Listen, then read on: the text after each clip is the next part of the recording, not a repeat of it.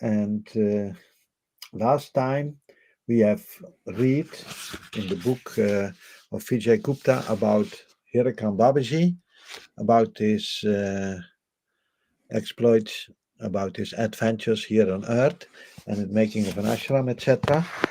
And we will continue this reading with chapter 5. It's about the arrival of Babaji.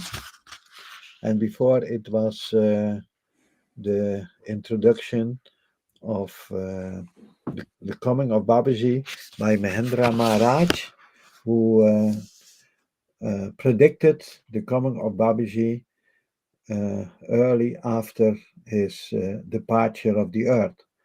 This Babaji of Mahendra Baba left his body in June 1969, and he had predicted that Babaji would come soon after his leaving of the body. Of chapter 5, Babaji arrives. As the winter of the 1970 approached, Mahendra Maharaji appeared in the dreams of many devotees and spread the word of Babaji's reincarnation. Several of them started visiting Hirakan, and in October 1970, Baba Hirakan appeared for the first time in a cave on the far side of Adi Kailash. This is where he was found by a villager of Hirakan.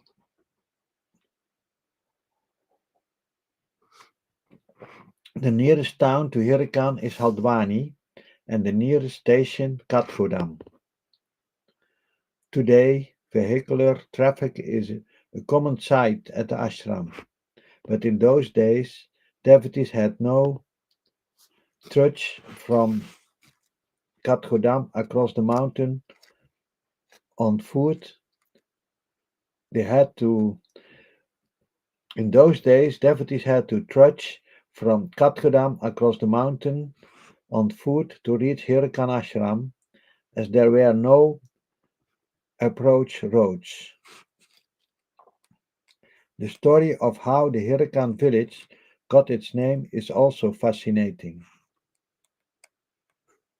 There are many hara trees, Terminalia chebula, and kant or boulders in the area. The two words were combined together to coin the single word Hirakan, and so the village got its name. Hirakan Ashram is a beautiful place with the Adi Kailash, a mountain peak named after the original Kailash in Tibet, towering on one side. The mountain is famous among locals as the place where Lord Shiva's wedding procession rested on his return from his marriage to Ma Sati. There is a Sati Kund, sacred pond, in the foothills of the Adi Kailash where Ma Sati is said to have bathed, according to local lore. A huge ancient tree fringes the Kund and bears silent witness to that bygone age. There is also an ancient Shiva temple in Hirakan. Even the elders who live there locally are unable to say how old it is.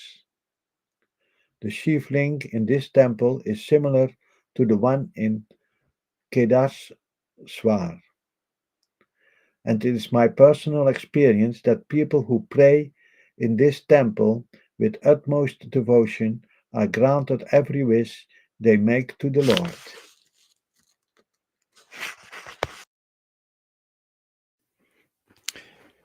Chapter 6 Babaji catches me.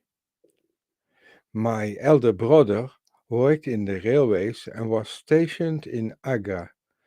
One day he came to Bharatpur and announced that we would all be proceeding to Harakan on the Katgodam Express, the only train which ran between Agra and Katgodam for Babaji's darshan.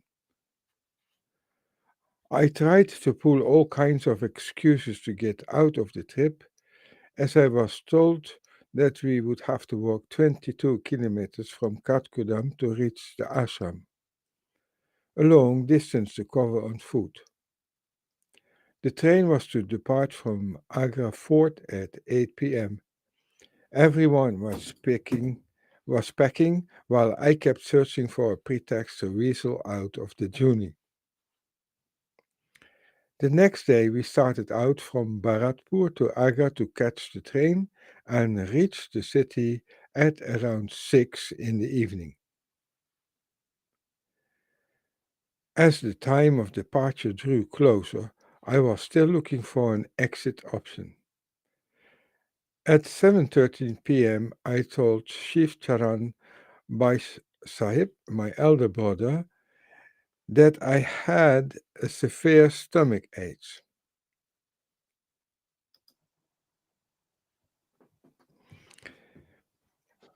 Hello. Hello, thank you for joining me, for letting me join. He asked me to take some medicine for it, while the rest of the family assured me that I would be fine. I accepted the medication that was preferred to me with a good grace and swallowed it manfully. The stomach ache would have definitely disappeared if had if I had one to begin with. But having decided that I was not going to Huracan, came what may. I told everyone that the ache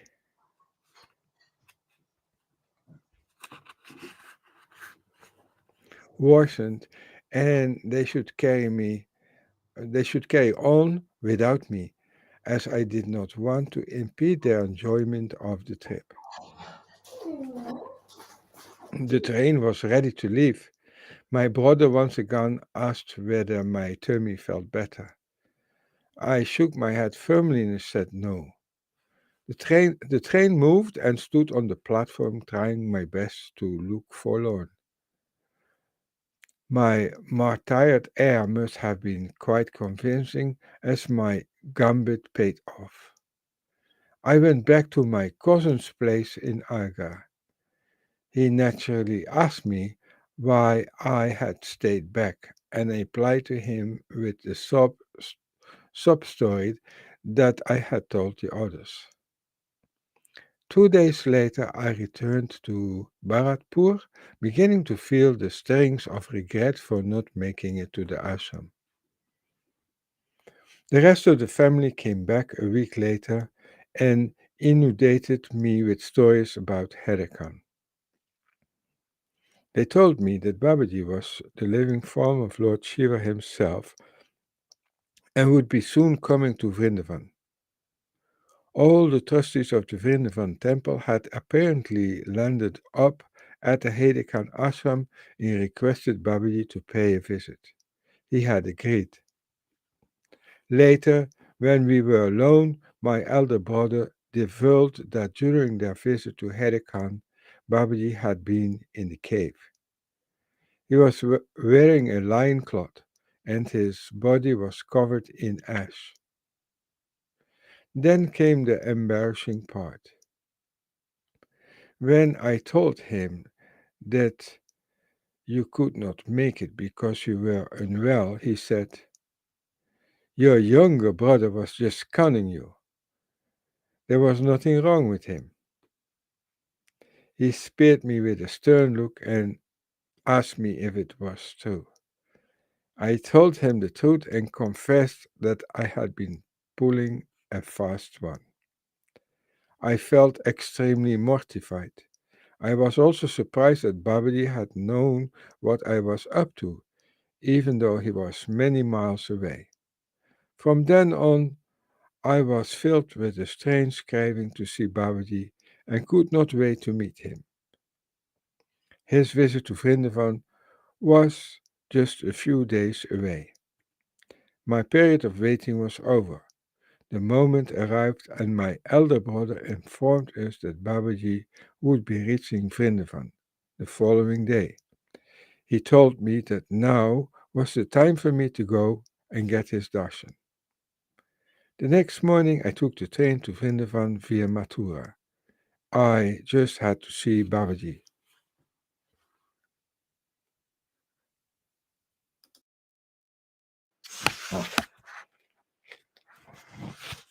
Chapter 7. Hello. Babaji at First Sight. We are reading this book. I nearly bought it when I was in Hyderabad. Ah, okay. You get it or you almost get it? Okay. We are reading it. This chapter 7, Babaji at First Sight. The temple in Vrindavan is located alongside Gopinath Bazaar, near the Brahmkund. It was quite crowded. As soon as I entered, I saw a young sadhu seated on a wooden bed-like bench called a takht. The hall was lined with long queues of devotees waiting for darshan. I joined them, inching my way closer to Babaji, impatiently waiting my turn. I was quickly falling under his spell. His face emanated a powerful radiance, and his dreadlocks were golden. There was a triput, three horizontal lines drawn with chandan, sandalwood paste, on his forehead, and he was sitting in a meditative state, clad in a kurta.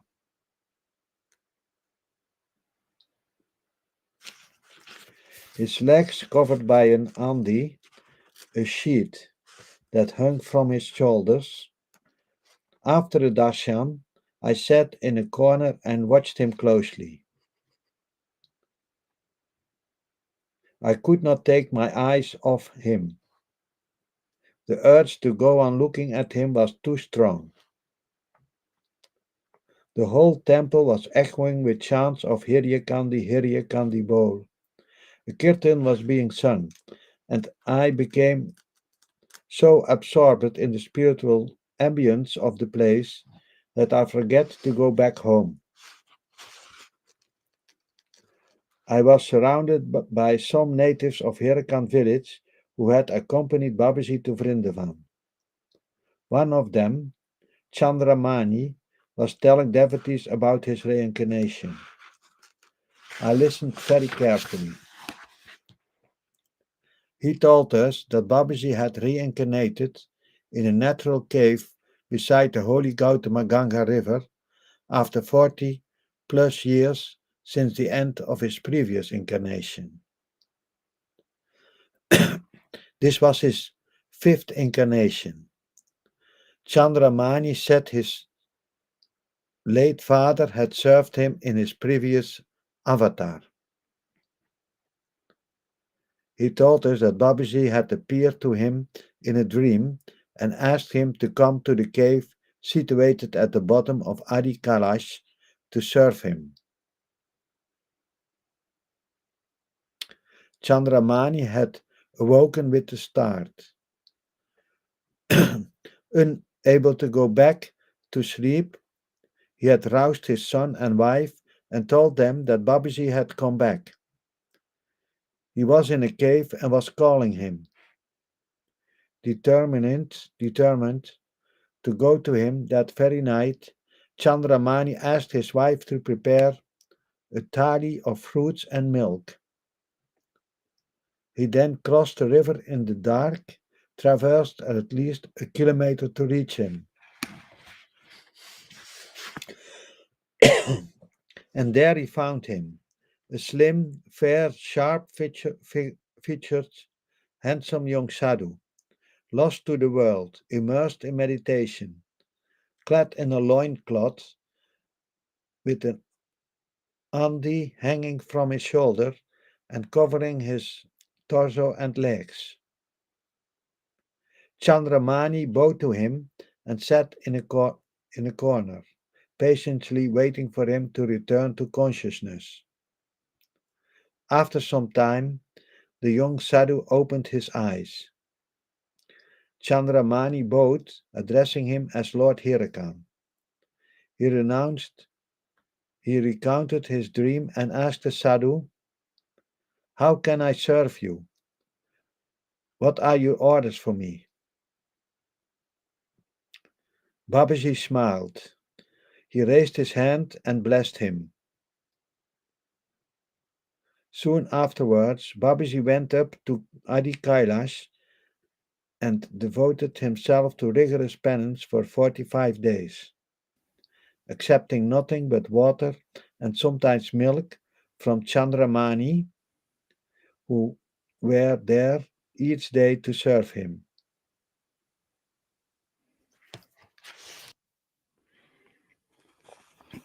Chapter 8. A Miracle on the Mountain Top.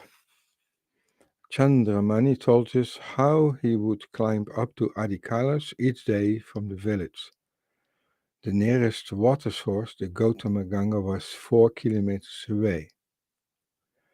Babaji had instructed Chandramani to bring up a canister of water every day. It must be mentioned here that there was nothing edible to be found in the vicinity. A wooden plank stood beside a short wall nearby. It was full of bells tied by people who visit the place every Monday. Babaji meditated on Adi Kailash for 45 days. Each day Chandramani trekked up via the Gautama Gangi with a full canister of water and on a rare occasion offered him some milk too, which Babaji sometimes accepted, but only after much urging. He firmly refused any solid food. One day, Chandramani said a miracle occurred. As he approached Babaji's meditation spot, he stumbled and the canister he had been carrying on his shoulder slipped. All the water fell out. He quietly went and sat down. After some time, when Babaji came out of his meditative state, he asked Chandramani why he was so downcast. Chandramani told him what had happened and asked for permission to go back and fetch more water. Babaji smiled and said, "Look, devotee, what's in that mountain?" Chandramani looked and saw the mountains were glittering with gold. He felt a sense of utter bliss and exclaimed, "Lord, that mountain is golden." Babaji smiled again and told him, "Look at the canister of water you have been talking about." Chandramani could not believe his eyes. The canister stood erect and was full of water. There were many such anecdotes from his previous avatar as well, handed down to Chandramani by his father. He proceeded to narrate them to us.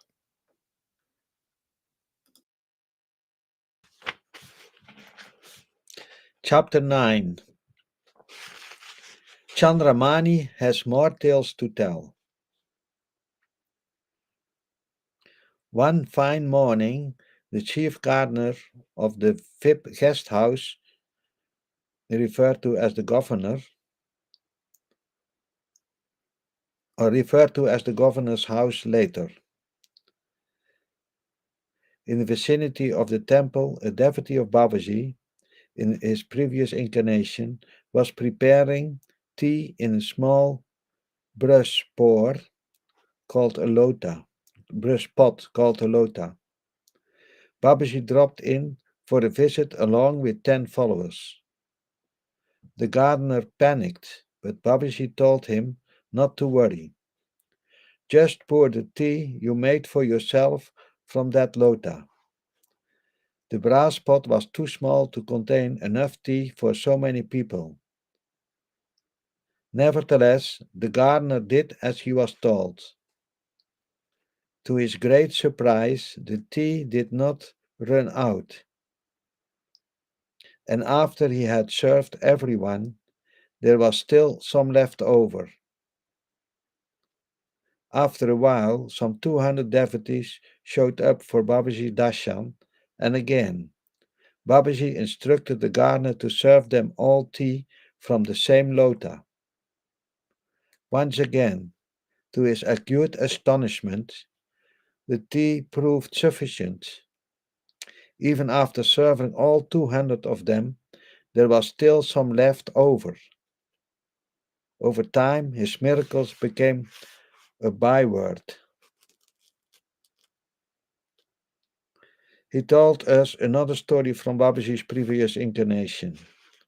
Pundit Haridut Pant was posted at the commissariat. The British Raj was at its zenith, and in winters the commissariat would shift to Haldwani from Nainital. Hari Dutji was going to Haridwar from Haldwani for a holy dip in the Ganges during the Kumbh. He had sent his luggage ahead to the railway station. An hour before the train departed, he headed to the station with his friends. On the way, a gentleman told him that Babaji was in town. He asked the gentleman for his direction, which was duly provided. Pandit Haridut Pant met Babaji at the address and prostrated on the ground at his feet. Lord Hirakan asked him where he was off to and Panchali Panchi apprised him of his itinerary. Babaji said, "Okay, go. Make sure you bath in the Ganges. We are also thinking of going there for a snan, for a bath. We might meet you there." Pandit Haridut took his leave and reached the station where he kept a lookout for Babaji but couldn't spot him. Disappointed, he sat in the train and reached Haridwar the next morning. When he went to Hari Ki Pori to take his dip with his friends, a surprise awaited him. He espied Babaji bathing on the same ghat. When he found out that there was no other train to Haridwar, he surmised that Babaji had flown in. There was even a greater surprise in store for Pandit Haridut when he returned to Haldwani. People told him that they had seen Babaji bathing near Chirashila in Ranibagh that morning. Locals used to swear that he could fly, and some of them even admitted to have spotted him in the act.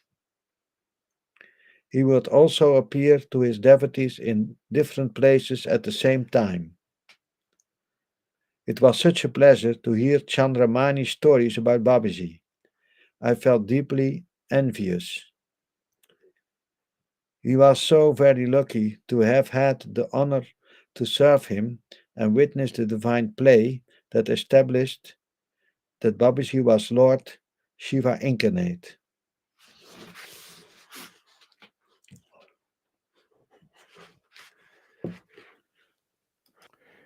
Chapter 10. Some priests protest. When devotees found out about Harikan's Babaji's scheduled arrival at Vrindavan, they organized a procession and seated him on an elephant. On reaching the temple, they took him to the room that had been constructed for him by Mahendra Maharaj some 20-odd years ago. A room adjacent to the idol of Lord Harikan. Offerings of tulsi, holy basil leaves, and flowers were being made to Babaji when raised voices were heard outside the temple. Some local priests from other temples in Vrindavan were protesting. They taught that such offerings should only be made to Lord Krishna and not to any mortal or Baba. An altercation broke out between Babaji's devotees and the protesting priests. The former had a point. They told the priest that they revered Babaji the same way that worshipped Lord Krishna and said, "You can't question our faith." As tempers rose to a boil and the clash looked imminent, the trustees of the temple went to Babaji, who asked, "What's going on? Who's making such a loud racket?"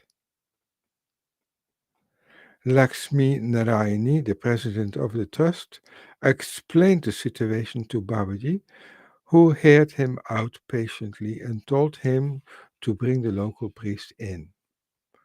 Once they arrived, he told them gravely, "Don't think the saint is a toy.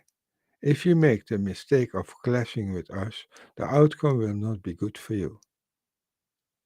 Immediately after uttering these words, he rose and went to his room. Babaji's word caused a stir among the local priests. They exchanged mood glances and suddenly changed their stance. They abandoned their earlier aggression and left without any further ado. I could not understand how one word from him had such a major impact on them. He was definitely a saint to be reckoned with. And that is the reading for today. Maybe there are some questions from the public.